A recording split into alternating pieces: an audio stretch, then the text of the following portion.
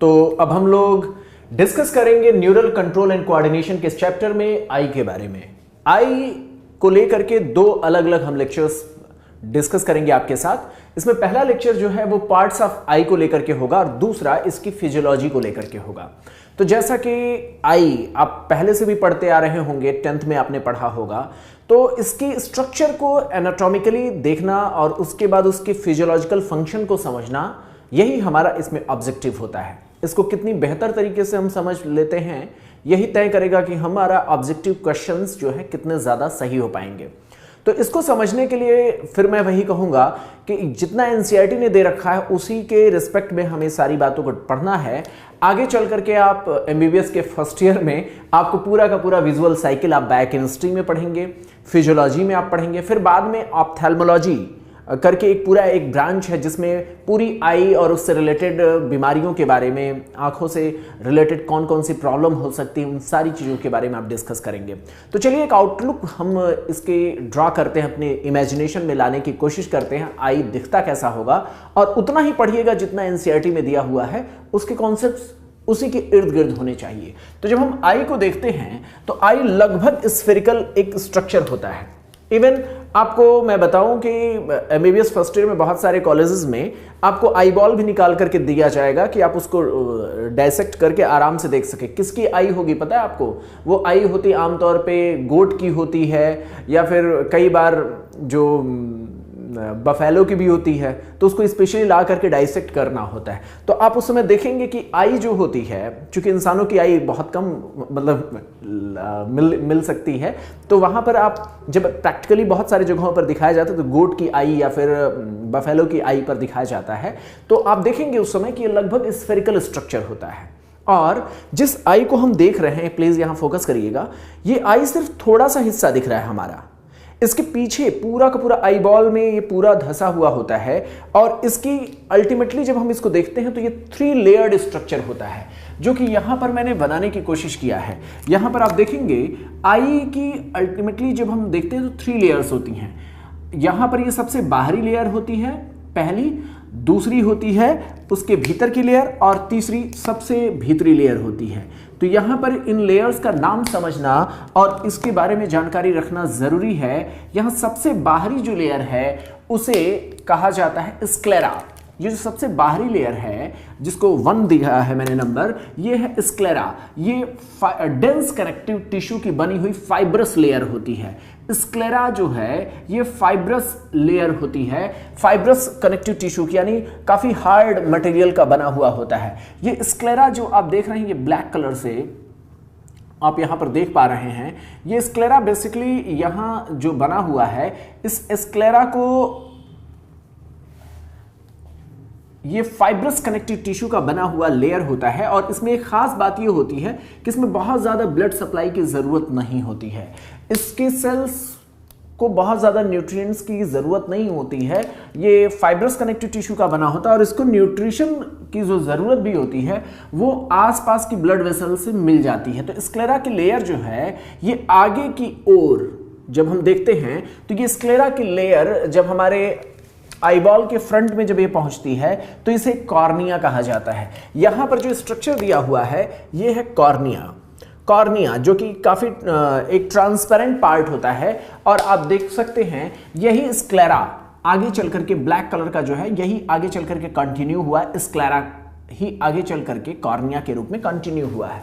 जैसा कि मैंने आपको बताया कि इस लेयर में ब्लड सप्लाई बहुत पुअर होती है, नहीं के बराबर होती है, और आसपास के जो सेल्स होते हैं वहीं से डिफ्यूजन के द्वारा इनको न्यूट्रिएंट्स मिलते हैं। तो यही वजह है कि इस कॉर्निया की जो लेयर होती है, जो स्क्लेरा का आगे एक्सटेंशन है, इसको ट्रांसप्लांटेशन के लिए इस्तेमाल किया जा सकता है, चूंकि इसमें ब्लड सप्लाई नहीं होती है।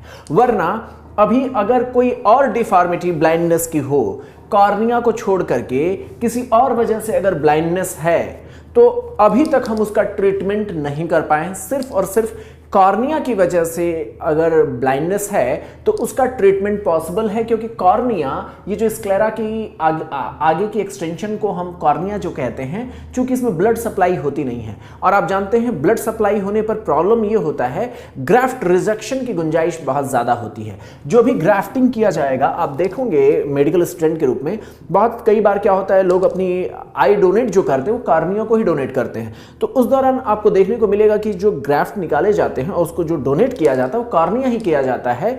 इस कॉर्निया में ब्लड सप्लाई न होने की वजह से आप समझ सकते हैं इसमें एंटीजन एंटीबॉडी जैसा कोई रिएक्शन होने की गुंजाइश नहीं होगी।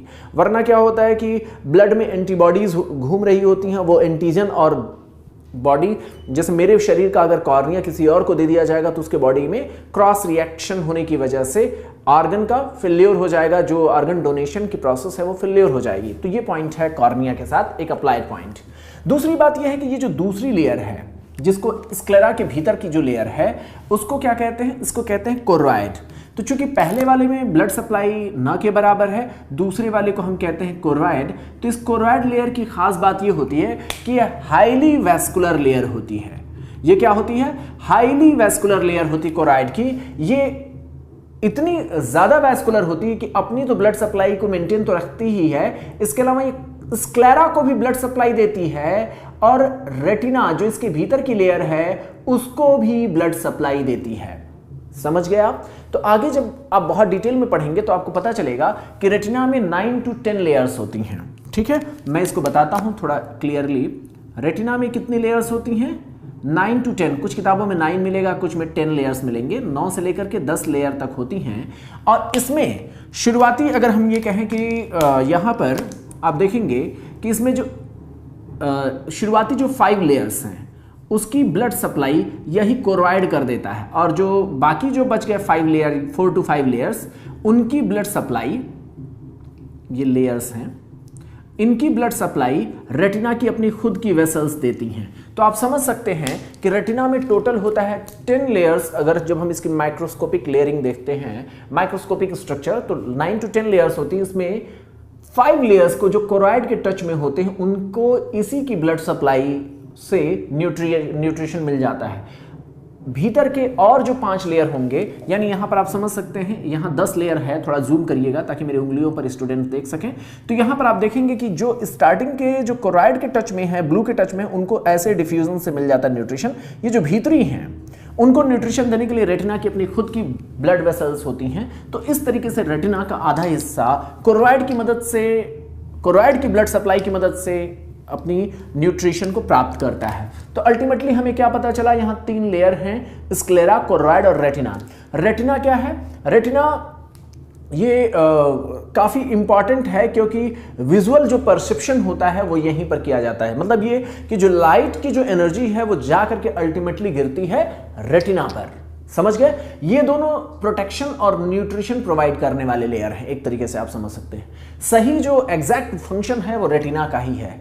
आप जब, लेकिन ऐसा भी नहीं है कि कोरोइड का और कोई फंक्शन नहीं है, स्क्लेरा का और कोई फंक्शन नहीं है, लेकिन जो विजन से संबंधित जो मेन एक्शन है वो रेटिना पर ही होता है। लाइट जाकर के रेटिना पे गिरती है, तब जाकर के उसके इलेक्ट्रोकेमिकल सिग्नल जनरेट होते हैं, जो कि ब्रेन के ऑप्टिक जो विजन से रिलेटेड जो ऑप्टिक जो कॉर्टेक्स है, जो ऑसिपिटल लोब में पाया जाता है, वहां तक इंफॉर्मेशन पहुंचाई जाती है। तो रेटिना का इंपॉर्टेंस ये होता है। स्क्लेरा के लिए मैंने बताया, स्क्लेरा आगे चल करके किसमें खुलता है, यहां पर, सॉरी, आगे इसका एक्सटेंशन क्या कहलाता है? कॉर्निया कहलाता है। ऐसे ही कोरोइड के बारे में जब हम बात करते हैं तो कोरोइड जब आगे एक्सटेंड करता है, एक्सटेंशन, इसका एक्सटेंशन पहले तो पीछे ये काफ़ी पतला होता है, पिछली लेयर्स जो होती हैं, यानी बैक ऑफ द आई में कोरोइड काफ़ी थिन लेयर होता है, लेकिन जब ये आगे बढ़ने लगता है तो ये थोड़ा थिकनेस इसकी बढ़ती है और ये सिलियरी बॉडी बना लेता है, यानी इसका नाम चेंज हो जाता है और इसको कहने लगते हैं सिलियरी बॉडी।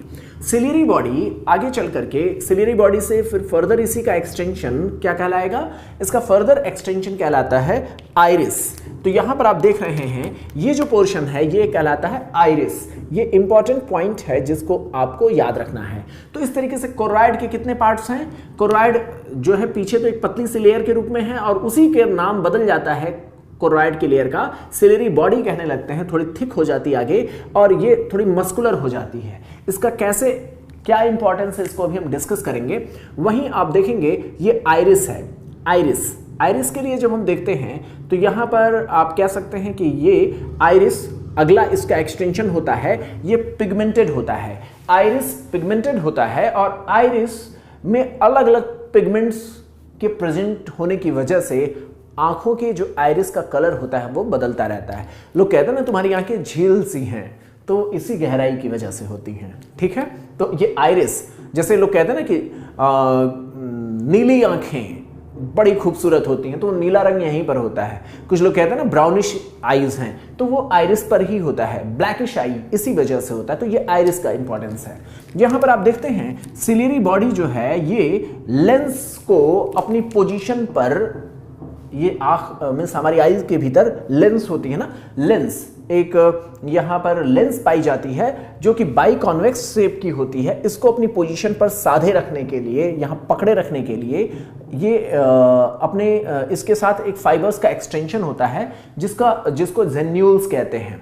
तो वो इंपॉर्टेंट नहीं है, अभी आपको सिर्फ ये समझना है सिलियरी बॉडी है, जेन्यूल्स हैं और ये लेंस इनकी मदद से अपनी पोजीशन पर सधे रहते हैं। बात क्लियर हो गई। अब यहां पर देखा जाता है कि ये आइरिस आगे जाकर के एक्सटेंड हुआ, ठीक है। इसके बीच में जो खाली जगह बचता है ना, जो अपर्चर लाइक स्ट्रक्चर जो बचता है, ये हम साइड से देख रहे हैं। जब इसको आगे से देखते हैं तो ऐसा लगता है खाली सी जो जगह बचती है, जो हमारी आंखों के बीच में भी आप देख सकते हैं, ऐसा लगता है छोटा सा गोल सा जो स्ट्रक्चर होता है, उसको कहते हैं प्यूपिल।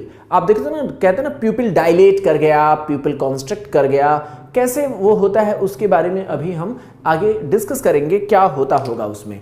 लेकिन अभी आपको सिर्फ बेसिक स्ट्रक्चर की जानकारी होना जरूरी है कि आईज में 3 लेयरिंग होती है। स्क्लेरा जो कि आगे चलकर कॉर्निया बनाता है, कोरॉइड जो कि आगे चलकर के सिलियरी बॉडी और आइरिस बनाता है, और रेटिना अंदर तक ही सबसे भीतरी लेयर होती है। ये सिलियरी बॉडी के कुछ खास हिस्से तक ही जाकर के टर्मिनेट कर जाती है और उसी के पीछे ये होती है। ये विजन का जो जो केमिकल जो सिग्नल्स होते हैं, जो नर्व के जो सेंसेशन जो जनरेट होते हैं, वो रेटिना से ही होगा। ये रेटिना के बारे में मैंने बताया, कोरॉइड को मैंने बताया ये हाईली वैस्कुलर होता है। रेटिना की भी अपनी ब्लड सप्लाई होती है। यहां पर बीमारियां कहां कहां हो सकती हैं, थोड़ा उसको देख लेते हैं। ब्लाइंडनेस किन किन वजहों से हो सकता है? तो ब्लाइंडनेस हो सकता है, आप देख सकते हैं, कॉर्निया की वजह से। कॉर्निया में अगर कोई डिफेक्ट है, कोई उसमें प्रॉब्लम है, तो कॉर्निया के लिए आप देखेंगे, कॉर्निया में अगर कोई प्रॉब्लम है जिसकी वजह से ब्लाइंडनेस है, तो इसको ठीक किया जा सकता है। और सच्चाई यही है कि कॉर्निया से होने वाली ब्लाइंडनेस को ही केवल ठीक किया जा सकता है। इसके अलावा यहां पर आप देखेंगे ये जो लेंस है, लेंस के लिए आप देख सकते हैं यहां पर खास तौर पर आप यहां पर देखेंगे लेंस के साथ अगर कोई प्रॉब्लम होती है, लेंस आमतौर पर ट्रांसपेरेंट होता है लेकिन बाद में बढ़ती हुई उम्र में ये हार्ड होता जाता है। तो इसके लिए एक बीमारी होती है जो इससे एसोसिएटेड होती है, जिसको हमें पढ़ना होता है, वो होता है कैटरैक्ट, ठीक है। इसी तरीके से यहां पर आप देख रहे हैं 2 अलग अलग फ्लूइड होते हैं। इसमें जो लेंस के आगे जो फ्लूइड है उसे एक्वस चैम्बर में पाया जाने वाला एक्वस ह्यूमर होता है। यहां जो चैम्बर बना हुआ है इसको एक्वस चैम्बर कहते हैं। इसमें पाए जाने वाले फ्लूइड को एक्वस ह्यूमर कहते हैं, जबकि लेंस और इसके पिछले हिस्से में जो ये बड़ा सा चैम्बर, इसको विट्रियस चैम्बर कहते हैं। इसमें पाए जाने वाले फ्लूइड को विट्रियस ह्यूमर कहते हैं, ठीक है। अब आपको समझना है कि एक बीमारी कॉर्निया की वजह से है जिसको ठीक किया जा सकता है। यहां पर आप देखेंगे एक्वस चैम्बर में अगर फ्लूइड ज्यादा हो जाए तो क्या होगा, ये बल्ज कर जाता है, ठीक है। तो उसको ग्लूकोमा कहते हैं। इसमें ग्लूकोमा के भी कई सारे कारण हो सकते हैं, उसको आप पढ़ेंगे। थोड़ा सा मैं आपको एज ए इंट्रोडक्शन बता रहा था कि कहां कहां प्रॉब्लम हो सकती है। यहां पर एक्वस चैम्बर में अगर फ्लूइड ज्यादा कलेक्ट हो गया तो क्या होगा, आप बताइए। मैंने आपको बताया ग्लूकोमा हो जाएगा, ये बल्ज कर जाएगा। फ्लूइड ज्यादा हो गया तो क्या कर जाएगा, बल्ज कर जाएगा। कारण क्या हो सकता है बल्ज करने का, वो आप एज ए मेडिकल स्टूडेंट पढ़ेंगे। यहां पर लेंस के बारे में जब हम देखते हैं तो मैंने कहा ना लेंस होता है ट्रांसपेरेंट, लेकिन बढ़ती हुई उम्र में इसमें धीरे धीरे करके इसमें लेंस में ऐसे चेंजेस आते हैं कि ये ओपेक हो जाता है।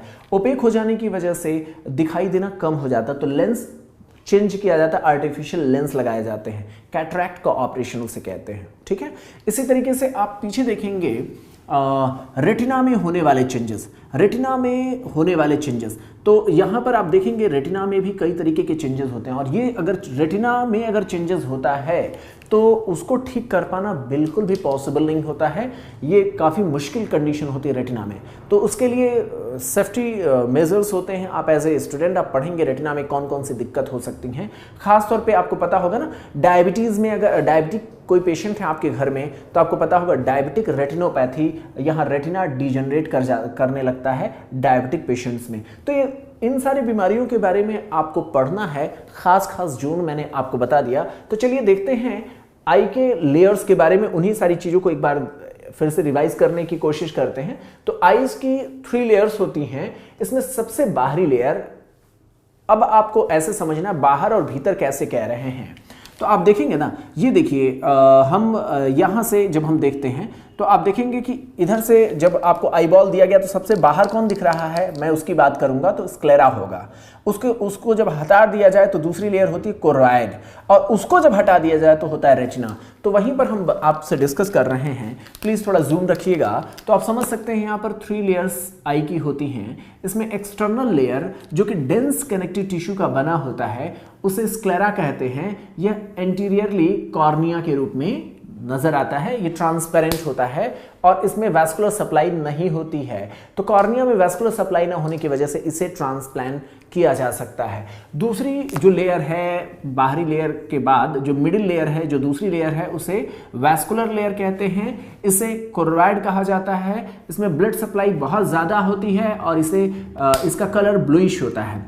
तो इसमें पीछे जो पार्ट है उसको कोरॉइड प्रॉपर कहते हैं, और ये आगे जाकर के एक्सटेंड करके थोड़ी मस्कुलर थोड़ी सी हो जाती है तो इसको सिलियरी बॉडी कहा जाता है, सिलियरी बॉडी। और सिलियरी बॉडी आगे एक्सटेंड करके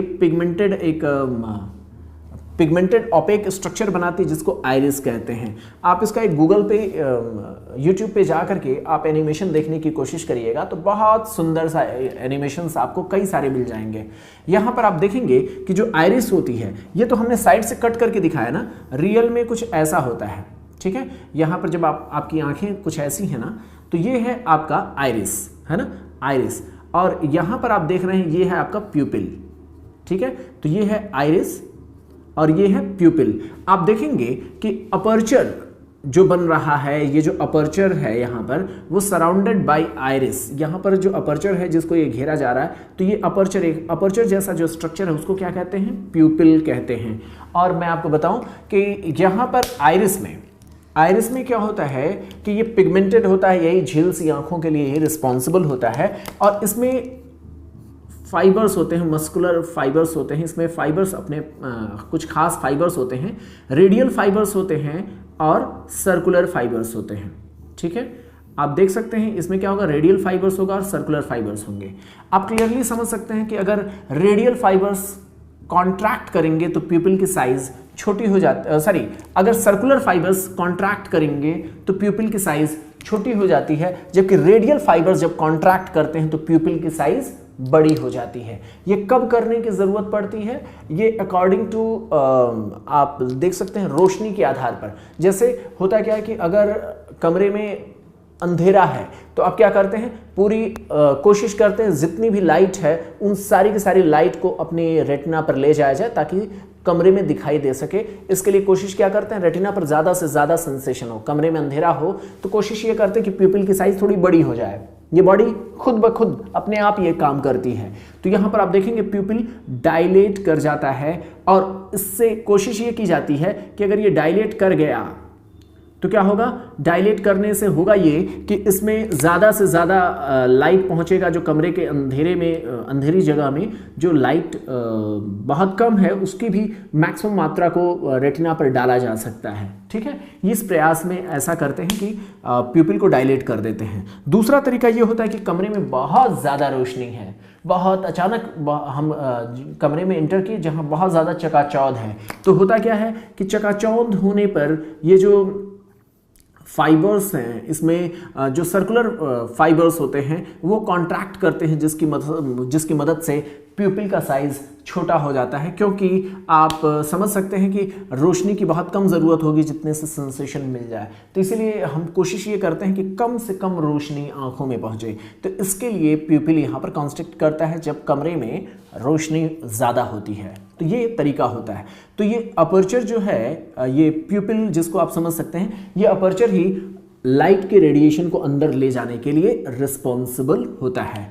अब यहाँ पर आप समझ सकते हैं, जिसके बारे में मैंने आपको बताया वही पॉइंट एनसीईआरटी ने भी लिखा है कि डायमीटर ऑफ द प्यूपिल, यानी ये जो प्यूपिल का डायमीटर है, ये प्यूपिल का डायमीटर ये घट बढ़ सकता है, ये रेगुलेट किया जाता है आइरिस के मसल फाइबर्स के द्वारा। ठीक है, तो इस तरीके से हम लोगों ने देखा मिडिल लेयर में कोरोइड पीछे कहा जाता है, उसी का एक्सटेंशन सिलियरी बॉडी होता है और वही आगे चल करके आइरिस बनाता है। आइरिस पिगमेंटेड होता है और इसमें मसल फाइबर्स होती हैं जो कॉन्स्ट्रक्ट कर सकती हैं और अलग अलग तरीके से उनके कंस्ट्रक्शन की वजह से या तो प्यूपिल डायलेट करता है या फिर प्यूपिल कॉन्स्ट्रक्ट करता है। ठीक है, तो इसमें कॉन्ट्रैक्शन जो मसल फाइबर्स की होती हैं उनकी वजह से यहाँ पर प्यूपिल या तो डायलेट करेगा या फिर आप समझ सकते हैं कंस्ट्रक्ट करेगा। अब अंतिम सबसे भीतरी लेयर की बात करें तो यहाँ पर आप देख रहे हैं सबसे भीतरी लेयर है रेटिना। अब हमें इस रेटिना की बात करनी है, सबसे भीतरी लेयर है, हम बाहर से अंदर की ओर जा रहे हैं। कई बार क्या होता है हमें खुद ही नहीं पता होता हम बोल कैसे रहे हैं। मैं इतना जो आपके ऊपर प्रेशर डाल रहा हूँ इसलिए बोल रहा हूँ क्योंकि जब एग्जाम में लिखना होता है, जो 11-12 के जो स्टूडेंट्स होंगे, 11-12 के स्टूडेंट्स के लिए ये जब सब्जेक्टिव फॉर्म में इसे लिखना हो तो बहुत मुश्किल होता है, तो इसलिए पता होना चाहिए सही डायरेक्शन क्या है। ठीक है, तो यहाँ सबसे भीतर है रेटिना। रेटिना इनर लेयर है, रेटिना इनर लेयर है जिसमें आमतौर पर हम 10 लेयर तो कहते हैं, इसको जब हम समझाते हैं तो हम कहते हैं 10 लेयर्स, सही बात भी है, लेकिन एनसीईआरटी ने जो 3 लेयर्स बोले हैं, एनसीईआरटी ने 3 लेयर्स का नाम बोला है, तो या तो एनसीईआरटी सही या तो बाकी सारे गलत, ऐसा नहीं है, दोनों ही सही हैं। ठीक है, यहाँ पर जरूरी जो 3 लेयर्स होती हैं उन्हीं का नाम एनसीईआरटी ने दिया है, बाकी जो बीच के जो लेयर्स होते हैं वो एसोसिएशन वाले लेयर्स होते हैं। ठीक है, इसमें जो लेयर्स देखे जाते हैं, जो 10 लेयर्स आपकी नॉर्मल जो रेफरेंस बुक्स होती हैं उसमें 10 लेयर जो दिखाया जाता है वो उसकी जब डिटेल लेयरिंग जब आप देखते हैं और उसको डीपली जब समझने की कोशिश करते हैं तब 10 लेयर होता है, वरना बेसिक उसमें 3 ही लेयर होती हैं। बाकी सारे एसोसिएशन वाले न्यूरॉन्स की लेयर होती हैं और कुछ एसोसिएशन सेल्स होती हैं, फिर उसी में कुछ अपने हिसाब से कुछ और लेयर उसमें महसूस किया जाता है जिसकी वजह से वहाँ 10 लेयर कहा जाता है, वरना काम इन्हीं 3 लेयर से चल जाता है। तो यहाँ पर आप देखेंगे यहाँ पर 3 लेयर जो इंपॉर्टेंट है उसको यहाँ पर 3 लेयर जिसको मेंशन किया गया है, इसमें फोटो रिसेप्टर सेल हैं और बाइपोलर सेल की लेयर होती है और गैंग्लियनिक सेल्स की होती हैं। ये होता कैसे है, यही 3 काम के होते हैं जिनका हमसे हमारे लिए इंपॉर्टेंट होती हैं। इनका अरेंजमेंट कैसे होगा इसको समझना ज़रूरी है। अगर मैं यहाँ पर आपको दिखाऊं तो आपको समझना होगा, ये रेटिना को मैं बना रहा हूँ, ये रेटिना की लेयर है। ठीक है, यहाँ पर सबसे भीतर मैंने आपको बताया ये फोटो रिसेप्टर सेल्स पाए जाते हैं, फोटो रिसेप्टर सेल्स पाए जाते हैं और उसके बाद इसी यहाँ सेल्स होती हैं जो रॉड एंड कोन्स हैं। रॉड एंड कोन्स की सेल शेप के बारे में आपको पता है, रॉड के जैसा होगा, कोन के जैसा होता है। तो ये रॉड एंड कोन्स, मैं बहुत सिंप्लीफाइड डायग्राम बना रहा हूँ इसलिए आप बस उसमें कंफ्यूज मत होइएगा। ये रॉड है और ये है कोन। इसके बाद यहाँ पर होता है बाइपोलर सेल्स। क्या होती हैं? बाइपोलर सेल्स होती हैं। जो इंपॉर्टेंट इसकी फिजियोलॉजी का हिस्सा बनाती हैं वो है बाइपोलर सेल्स। वैसे तो होती है 10 लेयरिंग, लेकिन आपको उतने सारे की ज़रूरत नहीं है, यही केवल इतने से काम चल जाएगा। तो ये फोटो रिसेप्टर सेल्स की लेयर होती है जो पहली सबसे इंपॉर्टेंट होती है, सबसे बाहरी लेयर होती है। ठीक है, सबसे बाहर की लेयर होती है। उससे भीतर जब हम चलते हैं तो होता है बाइपोलर सेल्स की लेयर और उसके बाद होता है गैंग्लियन सेल्स। गैंग्लियन सेल्स, इन गैंग्लियन सेल्स का जो फाइबर्स होते हैं ये एक साथ, यहाँ पर आप देखेंगे, एक साथ एक्युमुलेट होते जाते हैं, एक साथ एक्युमुलेट होकर के ये एक साथ यहाँ पर इकट्ठा होते जाते हैं। जितने भी हैं यहाँ पर आप देखेंगे बाइपोलर के बाद अगली जो लेयर होती है वो गैंग्लियन सेल की होती है। आपको ये बहुत ही इंपॉर्टेंट टर्म है जिसको आपको समझना है। अगर आप इसको समझ गए तो फिर आई की जो एनाटॉमी है उसको समझने में ज़्यादा दिक्कत नहीं होगी। तो यहाँ बाइपोलर सेल्स की लेयर दूसरी हो गई और तीसरी लेयर हो गई गैंग्लियन सेल्स की, गैंग्लियन सेल की। तो यही बात यहाँ पर दिखाया गया है। सबसे बाहर है फोटोरिसेप्टर सेल्स जिसमें रॉड एंड कोन्स हैं, जूम रखिएगा। फिर उसके भीतर है बाइपोलर सेल्स और उसके भीतर है गैंग्लियन सेल्स। ये गैंग्लियन क्यों कहा गया? क्योंकि मैंने आपको बताया था ना कि ये है कलेक्शन किसका? सेल बॉडीज का। सेल बॉडीज का पिछले लेक्चर में मैंने आपको बताया था, सेल बॉडीज के कलेक्शन को जब वो सीएनएस से बाहर सेल बॉडीज के कनेक्शन हो तो उन्हें गैंग्लियन कहा जाता है। जबकि यही अगर सीएनएस में ऐसा कलेक्शन होता तो उसे न्यूक्लियाई कहा जाता है। तो यहाँ पर ये गैंग्लियन है। ये फाइबर्स एक साथ कलेक्ट हो रहे हैं और मैंने आपको बताया था इनके एक्सॉन के कलेक्शन को क्या कहा जाएगा? नर्व्स कहा जाएगा। तो यहाँ पर चूंकि ये ऑप्टिक फाइबर से रिलेटेड है तो इनको कहा जाता है ऑप्टिक नर्व। क्या कहा जाता है? ऑप्टिक नर्व कहा जाता है। जबकि मैंने आपको बताया था यही अगर सीएनएस में इस तरीके से एक्सॉन के बंडल होते तो उसको क्या कहते हैं? ऑप्टिक ट्रैक कहते हैं। ठीक है, तो यहां पर ये आपको पता होना चाहिए कि ये एक्सॉन के फाइबर्स हैं। ये करते क्या हैं? आप देखेंगे कि जितने भी ये पूरा का पूरा एक स्फेरिकल शेप में होगा, मैं सिंप्लीफाइड करके आपको बता रहा हूं। और ये अल्टीमेटली क्या होता है कि आईबॉल की एक खास साइट होती है जहां से ये सारे के सारे फाइबर एग्जिट करते हैं। तो उस पोजीशन पर जहां पर सारे के सारे ये एग्जिट करते हैं उसे कहा जाता है ब्लाइंड स्पॉट, क्योंकि वहां कोई रॉड या कोन्स नहीं पाया जाता है। तो आप देखेंगे कि ये सारे के सारे फाइबर्स जिसको जो ऑप्टिक नर्व बनेंगे तो ये अल्टीमेटली क्या होते हैं? ये जाकर के एक पोजीशन, एक ऐसा लोकेशन होता है जहां से बाहर निकलते हैं। इसमें समझने वाली चीज ये है कि जहां रॉड एंड कोन्स की लेयर हर जगह पर होती है, यहां पर रॉड एंड कोन्स नहीं पाए जाते हैं। समझ गया? तो यहां रॉड एंड कोन्स नहीं पाए जाते हैं। इस वजह से यहां पर विजन से रिलेटेड कोई भी एक्टिविटी नहीं होती है। दूसरी चीज ये है कि आप यहाँ पर देख सकते हैं कि ये क्या है? आपका रेटिना है। ठीक है, रेटिना होगा। अब इसमें रेटिना में ये रॉड एंड कोन्स का क्या इंपॉर्टेंस है इसको भी समझना ज़रूरी है, लेकिन कुछ चीज़ों को यहाँ पर छोड़ना ठीक नहीं होगा। तो मैं अभी एक चीज़ आपको बताता हूँ। ये है रेटिना में ये जो फोटो रिसेप्टर सेल्स हैं रॉड एंड कोन्स, ये सेंसिटिविटी के हिसाब से ये स्टिमुलाई को जनरेट करते हैं। और स्टिमुलाई जब यहाँ से जनरेट होती है तो पहला न्यूरॉन ये होगा जो एक्साइट होता है, तो इसको कहा जाता है फर्स्ट ऑर्डर न्यूरॉन। ठीक है, ये कहलाता है फर्स्ट ऑर्डर न्यूरॉन। ये फर्स्ट ऑर्डर न्यूरॉन है, बस ऐसे बता रहा हूँ आपको, किताब में नहीं लिखा है, जानना आपकी मर्जी। इसको कहते हैं जो गैंग्लियन सेल होता है ये सेकेंड ऑर्डर न्यूरॉन कहलाता है।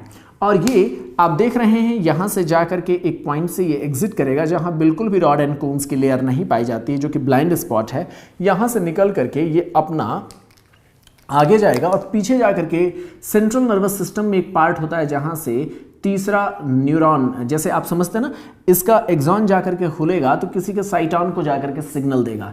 तो यहाँ जिसके साइटॉन या सेल बॉडी को जाकर के सिग्नल देता है वो सीएनएस में बैठा हुआ होता है, लैटरल जेनिकुलेट बॉडी होती है। उतना डिटेल में आपको नहीं जानना है, बस आपको समझना है कि रेटिना से और जो आपका विजुअल कॉर्टेक्स जिसको हम कहते हैं, विजुअल कॉर्टेक्स होता है ना ब्रेन में, ऑसिपिटल लोब में, आपको इतना तो पता ही है। ऑसिपिटल लोब जिसके बारे में मैंने बताया था वो विजन से रिलेटेड होता है। तो आंख से लेकर के, थोड़ा जूम रखिएगा, आंख से लेकर के ये जो ऑसिपिटल लोब तक है, यहां तक 3 न्यूरॉन्स काम करते हैं। इसको आप ऐसे समझें कि इस तरीके से 3 लेयरिंग होती है केवल न्यूरॉन की, जिसमें स्टार्ट होता है, आप यहां से देखेंगे ये तो है बाइपोलर,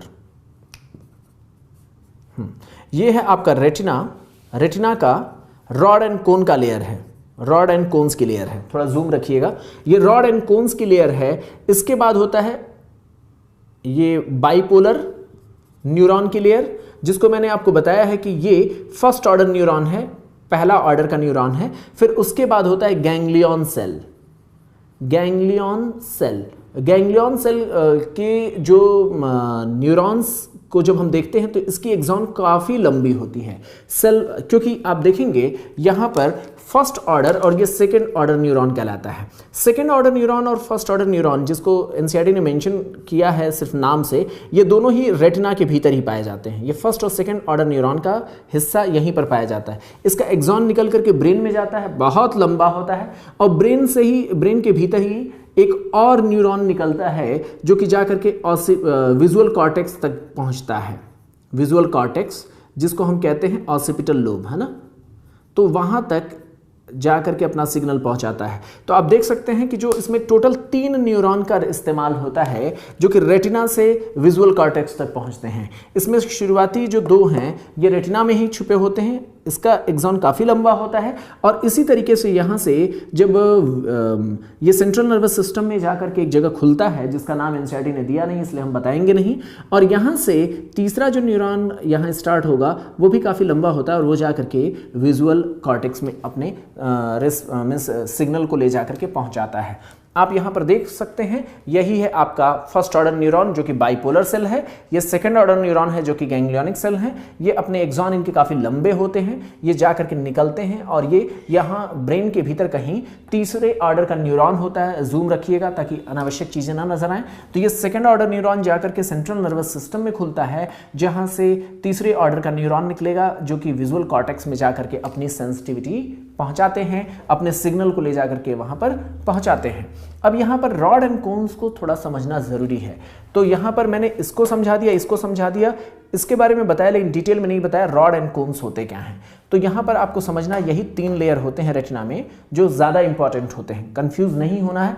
अल्टीमेटली डिटेल में देखने पर इसमें 10 लेयर नज़र आती हैं लेकिन ज़रूरी यही 3 लेयर होती हैं जो काम की होती हैं। तो यहाँ पर पहली जो फोटो रिसेप्टर लेयर है जो सबसे बाहरी है, इसमें पाया जाता है रॉड एंड कोन्स। रॉड इसलिए क्योंकि रॉड के शेप का होता है, कोन्स क्यों, क्योंकि ये कोन के शेप का होता है। ठीक है, रॉड का जो है, रॉड में जो हम देखते हैं कि रॉड के शेप का होता है और इसमें रोडोप्सिन पिगमेंट पाया जाता है। रोडोप्सिन जो है एक विजुअल पर्पल, एक खास किस्म का पिगमेंट है जो कि विटामिन ए की मदद से बनता है। इसके 2 कंपोनेंट होते हैं, ऑप्सिन और रेटिनल, है ना, रेटिनल। अब इसके भी आगे चल करके अगर कोई कहे रेटिनॉल या रेटिनल, एल्डिहाइड या अल्कोहल, दोनों ही सही है, आपको घबराना नहीं है। यहाँ पर आप जब इसकी विजुअल साइकिल को आप पढ़ेंगे एमबीबीएस में तो पता चलेगा कि ये चेंजेस करता रहता है। ठीक है, तो यहाँ पर क्या होगा, यहाँ पर होता है ऑप्सिन और रेटिनल, ये जो 2 पिगमेंट्स हैं इसके बारे में आप यहाँ पर देख सकते हैं। इसके अलावा यहाँ पर आप देख रहे हैं कोन के बारे में। कोन क्या होता है, ये कोन के शेप का एक स्पेशल स्ट्रक्चर है जिसका मेजर फंक्शन होता है कलर्ड लाइट और ज्यादा लाइट। जैसे होता क्या है कि ये डीम लाइट के लिए सेंसिटिव होता है, आर से रॉड, रॉड से रात, ऐसे याद रखिएगा।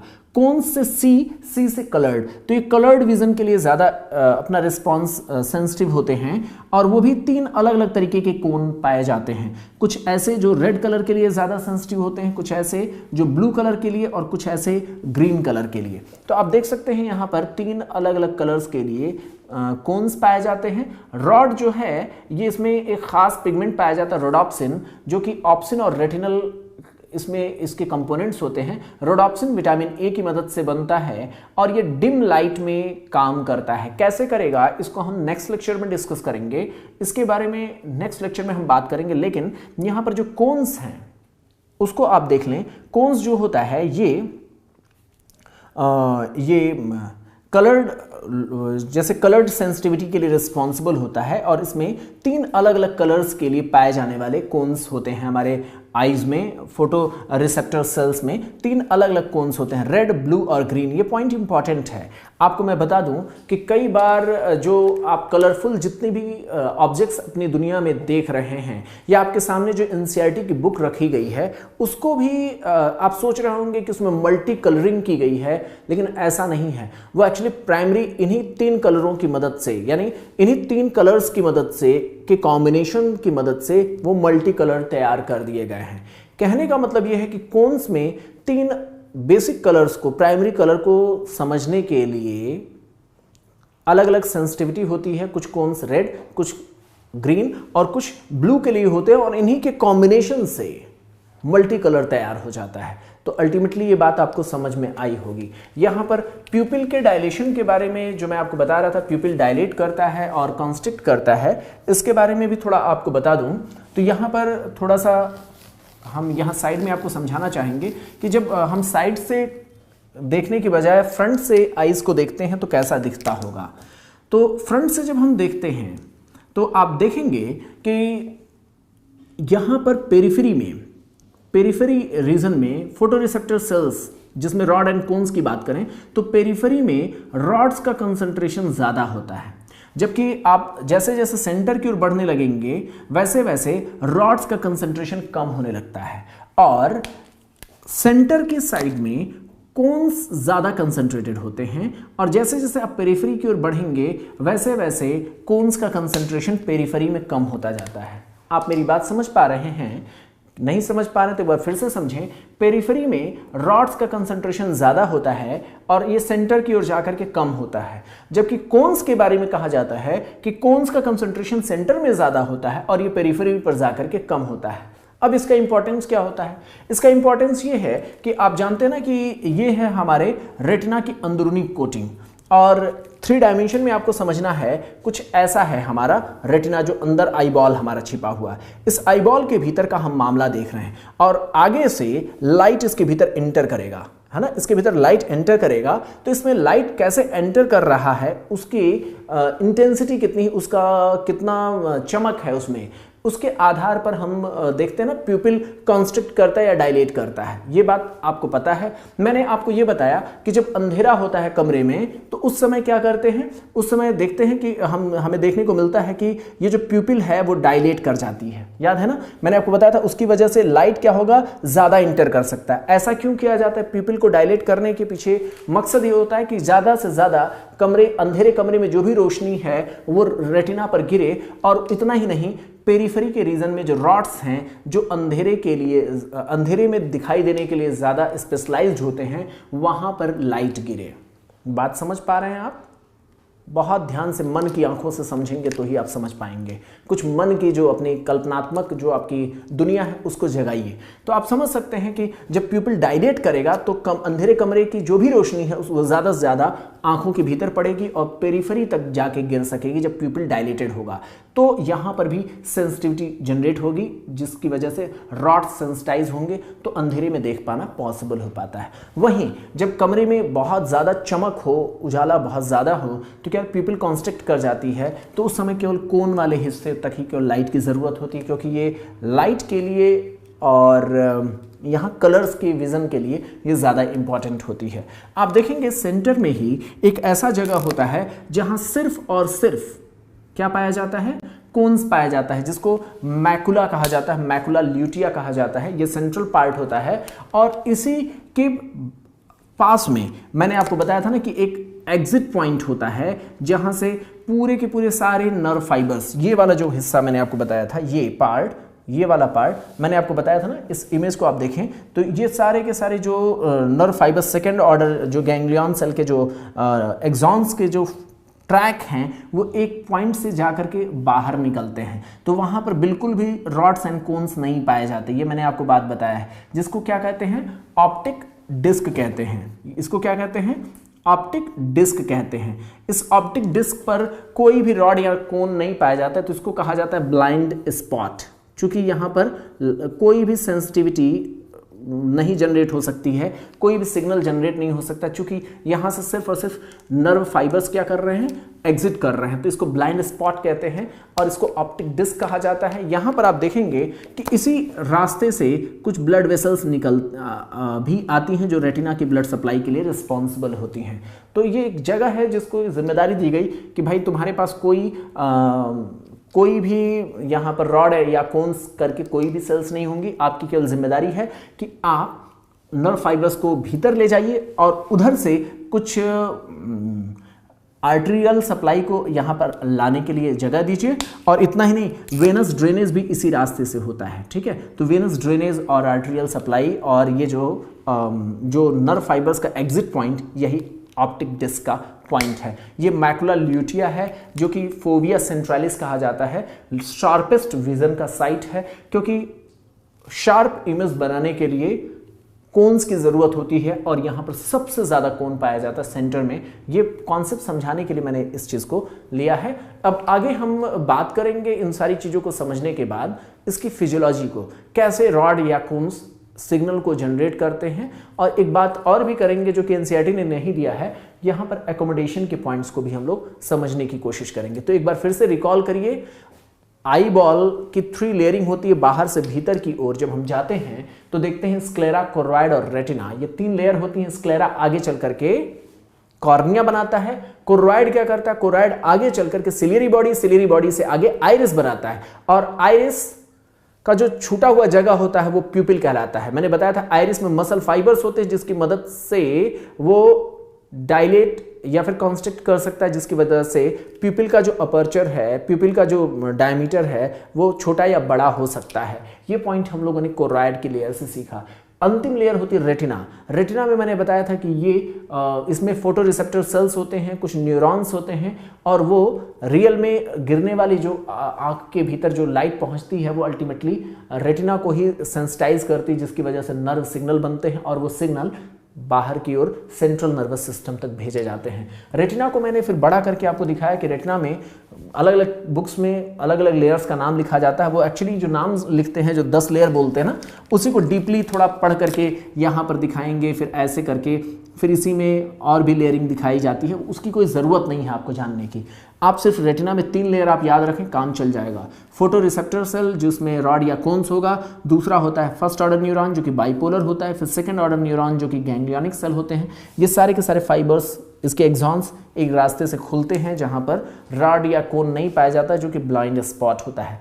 इतनी सारी चीज़ों को हम लोगों ने डिस्कस किया। फ्रंट से भी आँख को देखने की कोशिश किया गया, जिसमें मैंने बताया पेरिफेरी पर जो रेटिना के हिस्से में रॉड्स ज़्यादा होते हैं, सेंटर में कोन ज़्यादा होते हैं, और सेंटर में एक ऐसा जगह होता है जहाँ सिर्फ और सिर्फ कोन पाया जाता है, और कोन सिर्फ पाए जाने की वजह से वो शार्पेस्ट विजन का एरिया कहलाता है, जिसको फोविया सेंट्रालिस कहते हैं। ये पॉइंट मैंने आपको बताया। और एक बात और भी याद रखिएगा कि कोन्स जो है ये शार्प इमेजेस बनाते हैं, कलर विजन के लिए रिस्पॉन्सिबल होते हैं, और ब्राइट लाइट में अपनी सेंसिटिविटी ज़्यादा दिखाते हैं। इसके अलावा मैंने आपको ये भी बताया कि अलग अलग कलर्स जो हैं जिनकी वजह से पूरी कलर्ड इमेज बनती है, वो 3 ही प्राइमरी सेंसिटिविटी होती है, जिसकी वजह से पूरी कलरफुल इमेज बन जाती है।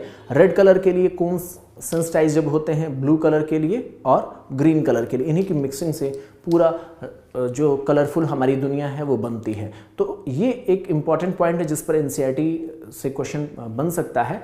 और इतना जो बेसिक आइडिया है, इसको बनाने के बाद हम नेक्स्ट लेक्चर में बात करेंगे इसकी फिजियोलॉजी के बारे में।